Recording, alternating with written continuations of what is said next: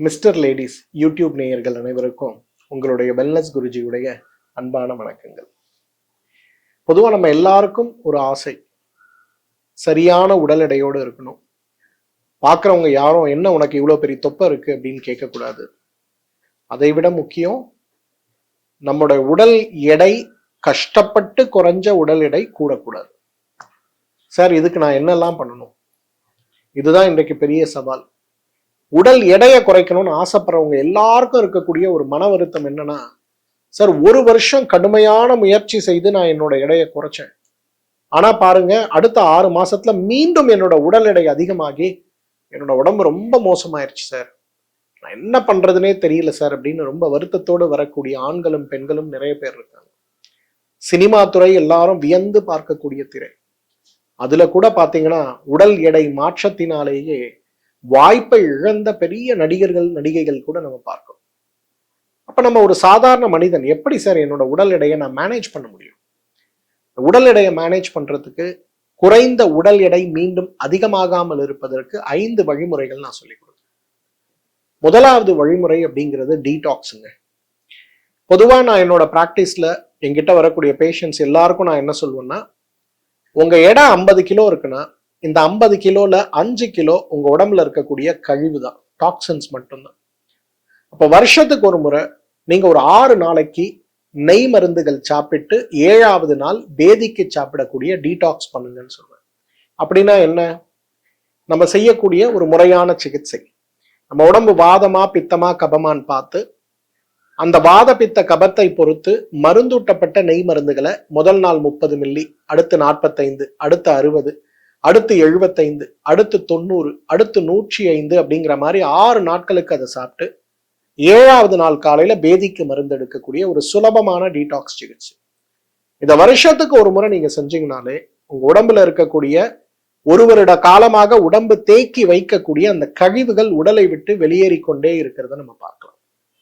இது ரொம்ப சேஃபா ஆண் பெண் வயதானவர்கள் 18 வயதுக்கு மேல இருக்கக்கூடிய குழந்தைகளிலிருந்து 80 வயது இருக்கக்கூடிய பெரியவர்கள் வரை யார் வேண்டுமானாலும் செய்து கொள்ளலாம். முறையான ஆலோசனையோடு செஞ்சோம்னா ரொம்ப நல்லது. இதை வருஷத்துக்கு ஒரு முறை பண்ணுங்க. உங்க எடை குறைஞ்சு நல்லா மெயின்டைன் ஆகும். திரும்ப நீங்க என்ன பிரியாணி, பிஸ்ஸா, பர்கர் என்ன சாப்பிட்டாலும் உங்க எடை கூடாது. இதுதான் ஃபர்ஸ்ட் நம்ம பார்க்கணும். இப்ப நிறைய பேர் நமக்கு சொல்லுவாங்க, சார், நான் வேலைக்கு போனாதான் சார் குடும்பம் நடத்த முடியும். நீங்க சொல்ற மாதிரி 6 நாள் மருந்து சாப்பிட்டு ஓய்வு எடுத்து பேதி கெடுக்கலாம் எனக்கு கஷ்டம் சார், எனக்கு வேற ஏதாவது ஒரு அட்வைஸ் கொடுங்க சார். மாசத்துக்கு ஒரு முறை ஒரு லகு டீடாக்ஸ் பண்ண முடியுமான்னு பாருங்க. அது என்ன சின்ன டீடாக்ஸ்? ஒரு 1/2 லிட்டர் தண்ணி எடுங்க. அதுல ஒரு 10 மா இலை, 10 கொய்யா இலை, 10 வேப்ப இலை நல்லா நறுக்கி போட்டு கொதிக்க வைங்க. நல்லா கொதிக்க வச்சு அந்த 500 மில்லிய 100 மில்லியா குறைச்சிருங்க. அந்த 100 மில்லி கஷாயத்துல ஒரு 10 மில்லி விளக்கெண்ணெயை போடுங்க. இதை மாசத்துக்கு ஒரு நாள் காலையில 5 மணிக்கு எழுந்த உடனே சாப்பிட்டுருங்க. மந்த்லி ஒன்ஸ் இல்ல 40 நாளைக்கு ஒரு முறை கணக்கு வச்சு சாப்பிடுங்க. அப்ப என்ன ஆகும்னா, இதுவே ஒரு மிருதுவான டீடாக்ஸ், கழிவு நீக்கமாக செயல்பட்டு உங்க உடம்புல இருக்கக்கூடிய கழிவுகளை தொடர்ந்து வெளியில அனுப்பும் போது பாத்தீங்கன்னா உங்க எடை கூடவே கூடாது. நீங்க இழந்த எடையை மெயின்டைன் பண்ணலாம். அட் த சேம் டைம் உடம்புல இருக்க டாக்ஸின்ஸும் கட்ல இருக்கக்கூடிய தேவையில்லாத கழிவுகளும் உடம்பை விட்டு போகும்போது மிகப்பெரிய மாற்றத்தை உடல் சந்திக்கிறத நீங்க பார்க்கலாம். புத்துணர்வோடு இருக்கலாம், இளமையோடு இருக்கலாம். அந்த அளவுக்கு பெரிய மாற்றத்தை இந்த இலகுவான மாதம் ஒரு முறை நடக்கக்கூடிய கழிவு நீக்கம் உங்களுக்கு கொடுக்கறத நம்ம பார்க்கலாம். 3வது ரொம்ப சுலபமானது. 3 வேளை சாப்பிட்ற உணவை 2 வேளை சாப்பிடுங்க. Very simple. இன்னைக்கு நீங்க வயசானவங்க ரிட்டையர்மெண்ட் ஆன பிறகு நிறைய பேர் என்கிட்ட வருவாங்க, சார், என்னால் பெருசாக ஒன்றும் மருந்தெல்லாம் சாப்பிட முடியாது, எனக்கு ஹார்ட் ப்ராப்ளம் இருக்குது, சுகர் ப்ராப்ளம் இருக்குது, எனக்கு சிம்பிளாக ஏதாவது ஒரு டிப் சொல்ல முடியுமான்னு கேட்பாங்க. இந்த சிம்பிள் டிப் என்னன்னா, காலை உணவு சாப்பிடாதீங்க. காலை உணவு 10:30 மணிக்கு ஒரு நல்ல மீல், வழக்கமாக நம்ம சாப்பிட்ற அரிசி சோறு, சாம்பார், ரசம், கூட்டு, பொரியல் எல்லாம் சேர்த்து காலை உணவை 10:30 மணிக்கு சாப்பிடுங்க. மதியானத்தில் பசிக்குது, ரொம்ப முடியல அப்படின்னா கொஞ்சம் பழங்களோ இல்லை பயறு வகைகள் வேக வச்சதோ சாப்பிடுங்க. இரவு உணவை ஒரு 6:30 மணிக்குள்ள முழு மீலாவே சாப்பிடுங்க. மீண்டும் சோறு அல்லது இட்லி அல்லது டிஃபன் என்ன வேணுமோ சாப்பிடுங்க. தொடர்ந்து இதை செஞ்சு பாருங்களேன், எடை குறையறதையும் நீங்க பார்க்கலாம், இழந்த எடை மீண்டும் ஏறாமல் இருப்பதையும் நம்ம பார்க்க முடியும். ரொம்ப வெரி இம்பார்ட்டன்ட். இதெல்லாம் சிம்பிளா நம்ம செய்யக்கூடிய விஷயம்தான். 4வது, சார் என்னால இதையும் பண்ண முடியாது சார், ரொம்ப கஷ்டம், 3 டைம் மீல் எனக்கு வேணும் சார், நான் என்ன பண்றது? அப்ப 2 வேளை அல்லது 1 வேளை சமைக்காத உணவை சாப்பிட முடியுமான்னு பாருங்க.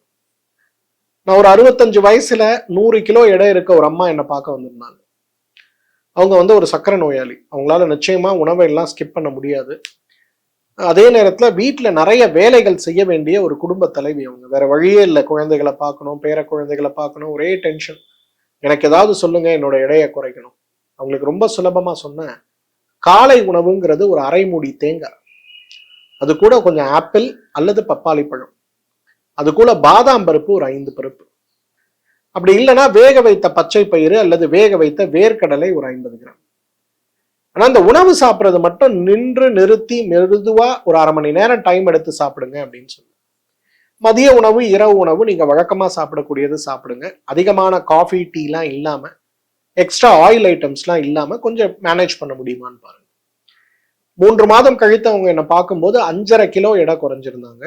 அவங்களோட சுகர் கட்டுப்பாடு இல்லாம இருந்த சர்க்கரை நோய் கட்டுப்பாடுக்குள்ள வந்ததை பார்த்திருந்தாங்க. இத்தனைக்கும் பெரிய மாற்றங்கள் கிடையாது, மருந்துகளே கிடையாது, ஒன்லி பை பிராக்டிஸ். காலை உணவை ரா வீகன் டயட்னு சொல்லுவோம்.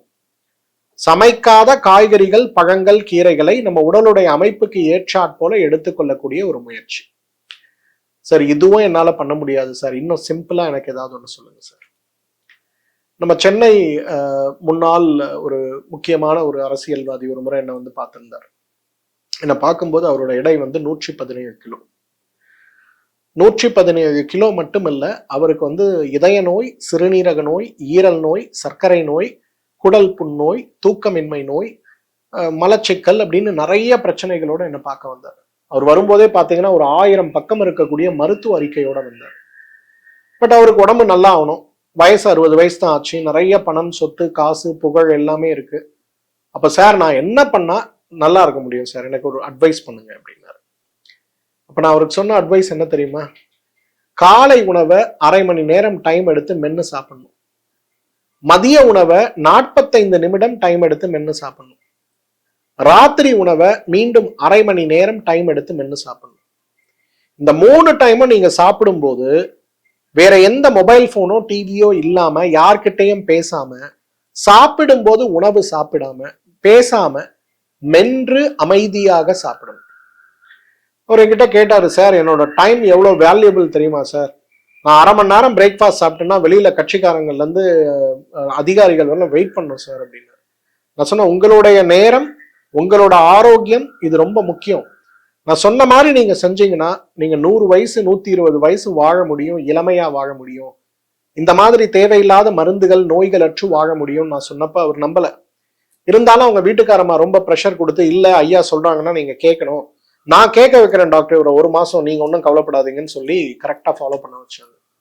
அதிசயக்கத்தக்க வகையில பாத்தீங்கன்னா 1 மாசம் கழிச்சு அவர் என்னை சந்திக்கும் போது எந்த முயற்சியுமே இல்லாம அவரோட எடை 11 கிலோ குறைஞ்சிருந்தது. அவருக்கே பெரிய ஆச்சரியம், எப்படி என்னோட எடை 11 கிலோ குறைஞ்சது, என்ன சார் இதுல மந்திரம் அப்படின்னு கேட்டேன். ஒண்ணுமே இல்லை.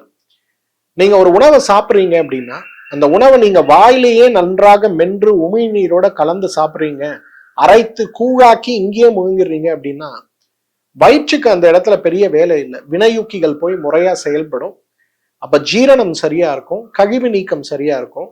அப்போ உங்க உடம்புல தேவையற்று நடக்கக்கூடிய அந்த வினையூக்கிகளோட தேவையற்ற அமில சுரப்புகளோ அதிகமாக வேண்டிய அவசியமே கிடையாது.